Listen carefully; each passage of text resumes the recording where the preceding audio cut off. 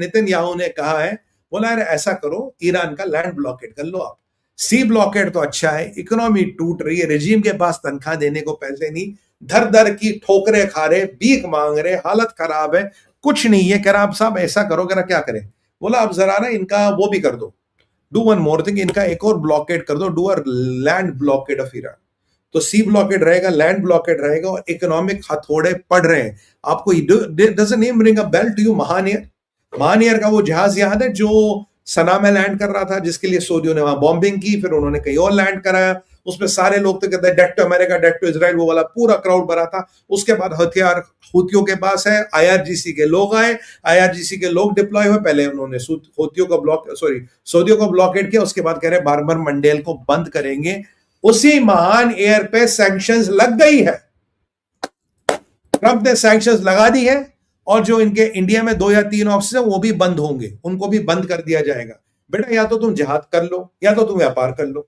ये जो जहाजों में जहादी सामान लाते हो तो ठीक है, फिर करो, जाओ ईरान में बैठ के ठंड पाओ। I very sorry for the people who will lose jobs here, but unfortunately आपकी कोई गलती नहीं है, this is what the regime is up to.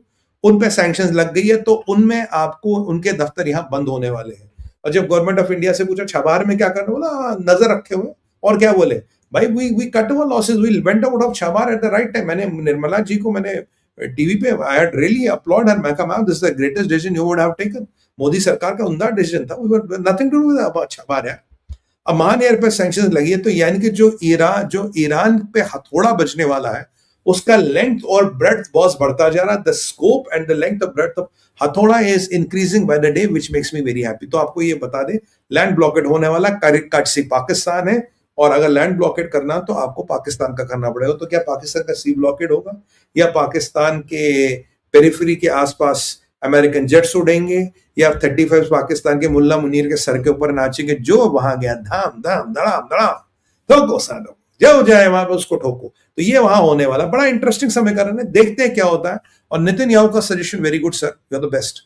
तो उन्होंने बहुत अच्छा सजेशन दिया, तो लैंड ब्लॉकेट भी होने वाला, यानी कि दबा दबा के ऐसे मार, जैसे गन्ने को निचोड़ते ना तीसरी बार मशीन में डाल के, वैसे इनकी इकोनॉमी को निवालो, ऐसे रिजीम को खत्म करो। तब तक यहां कुछ होने वाला नहीं। तो land blockade is primarily due to Pakistan smuggling weapons from China into Iran. और यहां ट्रंप साहब को 2 झटके लगे, एक तो चाइना ने उनको गाजर दे दी, और पाकिस्तान ने ऐसा झटका दिया, ऐसा झटका दिया। ये वही पाकिस्तान था जो आपकी सीज फायर करा रहा था। लिंडसी ग्रैहम ने आपको कहा था अगर पाकिस्तान जैसा मीडिएटर होगा, you will never ever hit the cease fire. और इससे आपको पता लगता है अमेरिका के वाइस प्रेसिडेंट का दिमाग कितना तेज है। What a smart man he is, what a smart man he is. और सबसे अच्छा कमेंट तो मुझे स्पेन पे लगा किसका, बेनज़वीर का।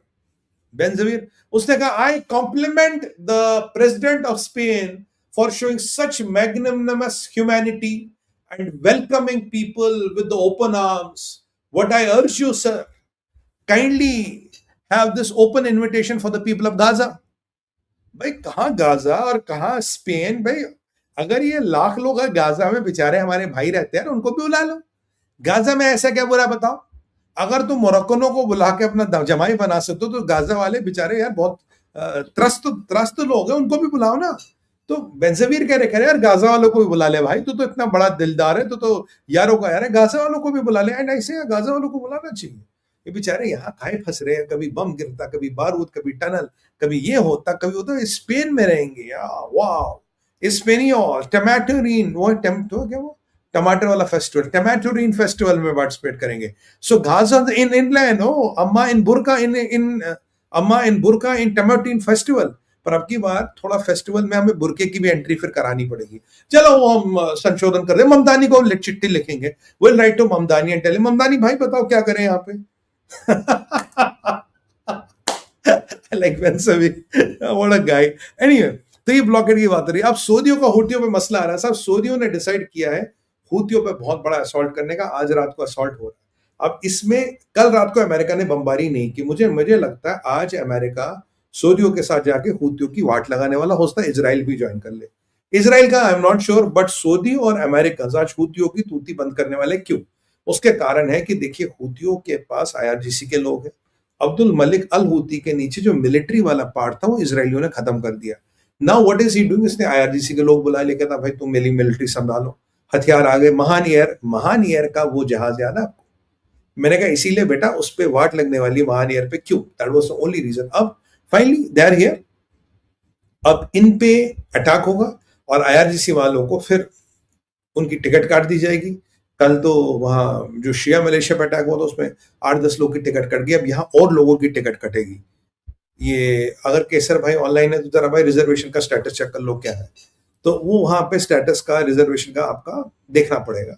तो यहाँ पे होने वाला कांड, तो मुझे लगता है, आई एम वेरी श्योर, जो अमेरिका ने announce, but I think CENTCOM and Saudis are going to do it together, because Mohammed bin Salman अकेले नहीं कर पाएंगे। और देखो मोहम्मद बिन सलमान ने भी हिम्मत दिखाई है, और मोहम्मद बिन सलमान मुझे लगता है कि आजकल खेलने के मूड में, क्योंकि उनका कारण आपको पता क्या है? Why is Mohammed bin Salman playing the ball? Do you know this? मैं आपको शुरू से कहता रहा हूं यार, सऊदी की इकोनॉमी अच्छी नहीं जा रही।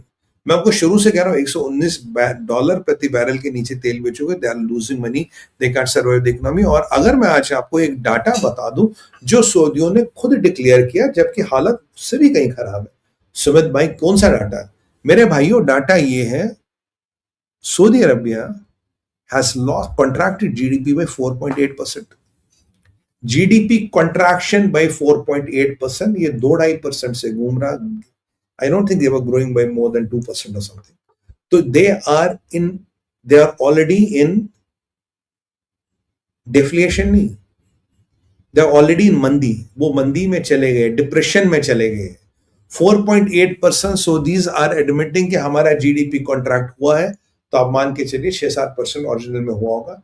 And Saudi they are not doing good. मैंने आपको कई बार कहा there are black holes in Saudi economy, I have repeated myself, और अभी जो नंबर सामने है, his economy is contracted by 5%, और वो कह रहे हैं भाई मेरा तेल नहीं बिक रहा, विच इज लॉजिकल। उसके अलावा तेल बिकता भी तो तब भी समस्या आई थी। सो मोहम्मद बिन सलमान के पास ऑप्शन नहीं है, उसको ठोकना ही पड़ेगा, बिकॉज ईरान चाहता है कि अगर मैं तेल न बेचूं, ये सुन्नी कैसे तेल बेचे? अगर हम शिया तेल नहीं बेचेंगे तो सुन्नी तेल कैसे बेचे? इनको भी खत्म करो। मैंने लेट्स फिनिश दम of. But economic contraction of 5% is big man, is big झटका टू द। सऊदी की इकोनॉमी छोटी बहुत बड़ी नहीं है, अब पर क्या करे, बेचारों का सारी व्यवस्था तेल पे चलती है। तो इसलिए मोहम्मद बिन सलमान साहब आज थोड़ा डेयरिंग हो गया और कहता है देखा जाएगा, because honestly he doesn't have option. If I am him, that's what I will do, I don't have option. तो ये आपको सऊदियों का होती वाला मसला है। अरे पाकिस्तान, हाय हाय हाय हाय, पाकिस्तान में क्या हो गया? या अल्लाह, पाकिस्तान में क्या हो गया? पाकिस्तान में 3 मसले हो गए साहब। पहला मसला हो गया जिसके तार ही जुड़ते हैं मोहम्मद बिन सलमान से। पाकिस्तान में यह मसला है कि बेटा अगर मोहम्मद बिन सलमान ने इब्राहिमिक अकॉर्ड साइन कर दिया, जिसको लेके ना हाँ कह रहे वो ना कह रहे, neither he saying I will sign it, neither he saying I will not sign it, but Mohammed bin Salman ने ये नहीं कहा कि मैं साइन नहीं करूंगा, तो there is a 50% chance he will sign it. अगर मोहम्मद बिन सलमान ने इब्राहिमिक अकॉर्ड साइन कर लिया, इजराइल को मान लिया, और कई सारे मुस्लिम कंट्रीज ऐसे हैं जो waiting for Mohammed bin Salman to do what he has to do, अगर उन्होंने साइन कर दिया तो वो भी साइन कर देंगे।